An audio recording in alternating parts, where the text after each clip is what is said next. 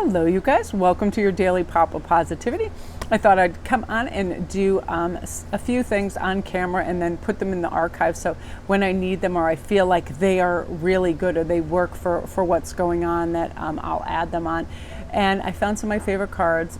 I always just put stuff away and then I find it and I'm like, oh, that's like the bomb. So today's card, from whom can I release judgment right now? I love this. And I feel like for some of us, this should be for us. Like, we're always judging ourselves, right? Like, oh my gosh, I'm eating too much. I'm not exercising enough. I'm watching too much TV. I'm doing this. I'm wearing that. I'm thinking, we drive ourselves utterly bananas. And I feel like one of the biggest causes of any kind of altercation, problem, or headbutting is that we're judging other people. People do not like to feel judged, especially negatively, right? Because our first thing is defensiveness. So then we don't open any lines of communication. So that's a good question. Who are we judging? Sometimes I do that when I go on social media and I see people just, just nudie-cadoodie everywhere, jamming out to music, just being extra. And it's like, what are these people doing in their lives? You know what I mean? But I'm like, who am I to judge? That could be a phase. I know probably in my teens and 20s, given that option, I would have done that. And I actually, I was lucky enough to go and boat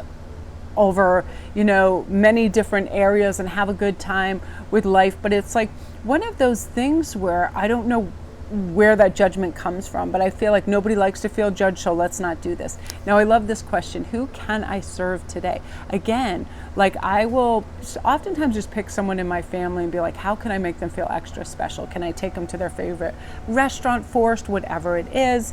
My neighbors, like, I've been dying to do this for my neighbor. I love her so much, and I found out she's not feeling well. And I'm creating her a basket with all this fun stuff.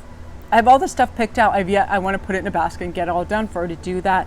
And I know, from all these years, she's an absolute giver and caretaker for everybody else. And sometimes then your health gets neglected and then you have issues to be able to do that. And another thing is, like, I love this question. I'm like, what can I burn? Every single day I am going to burn any negative tags that I put on the past or anything that's going to affect me today, any negative thoughts, right? Like I was just saying, if you're like, oh man, why did you eat that, or you didn't exercise that, or you were supposed to learn that today, or complete this piece, whatever it is, it's like whatever agenda we create for ourselves, like in our mind or on a list, if we can't complete it, sometimes we beat ourselves up at the end of the day, right? I know I do that because I like to close those tabs out and get things done. And it's funny, I mean, as an artistic fire sign, I open way too many tabs and I get way too many things going, and I'll start making things and I'll want to complete it. And I'm like, you know what? Do what you feel inspired to do, honest to goodness, and burn the rest. Burn that list. Burn obligations. Number one, if somebody's like, just say you have a friend or a family member and they always want to call you at a certain time and just nag, and that energy drags you down and it bothers you. It's like, burn that obligation. That's not yours to carry. You're not meant to sit there and go, oh, any other problem that you have, that, or this heightened misery, because it affects our energy. And that's why also we have to be in touch with our bandwidth. How much emotional bandwidth do I have for this person? I don't even approach any major family issues unless I know I have huge capacity. Like, I am Ace of Cups with another cup here that is overflowing for everybody, because what happens is if we don't recognize what our capacity is, and then we're incapacitated by that, then we say things that shortchange the conversation or are dismissive or are quick fixes, right? And we don't want to do that. So we want to be like, I want to, emulsify and mix it all up, see how everything is, get in new, like, fresh oxygen, all of that. Like, I don't like any conversation on big, heavy subjects that go over 10 or 15 minutes without a break, because what happens is we do reach our capacity and then we try to close it out. We try to put a Band-Aid on it. So realize that if big conversations are going to take place, that you should allow it to go over a series of days and be like, I can do this and approach it with fresh energy. Don't say things before, like, I'm going to dread this or this is going to be hard. Say, I'm so happy I'm working through this with this individual. It could be people in your family that have addictions. It could be people, friends that are just behaving erratically. It could be people that are having a tough time with their mental health. Whatever it is, give yourself the capacity to deal with it wisely and well. And we can do that if we are burning all the garbage, all the drama of something else, all the things that we think we need to be doing, all of that, the to-do list. So if you have a crazy to-do list, burn it, cull it down to like 2 items. First, I want to feel like I have a great sense of well-being, and like I feel good and I'm able to go forward and I'm able to do what I want to do. So what I'm going to do is just split the deck, and we're just going to choose one more card that we're talking about here. I love this, Queen of Swords.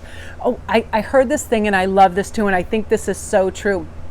And, we hear things like this over and over. And I think Chloe was just talking about this. And I thought about this too. I thought, how crazy, funny, whacked out Saturday Night Live skits do I have in my head and I don't write it down? I have all these crazy ideas. And sometimes I'm like, that's just a crazy idea. And I'm like, no, that's actually like, that would be an awesome sitcom. That would be this, that would be that.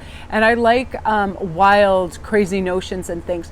And I've read this and I think this is true. I think the universe literally takes what's called a gift frisbee and it throws it out, and who's ever ready to catch it catches it. But you have to implement that, whatever it is. You have to write it down, send it in, send it to a publishing house, send it to a director, get it on YouTube, set it up, do whatever it is. You caught the frisbee, or you're just going to drop it.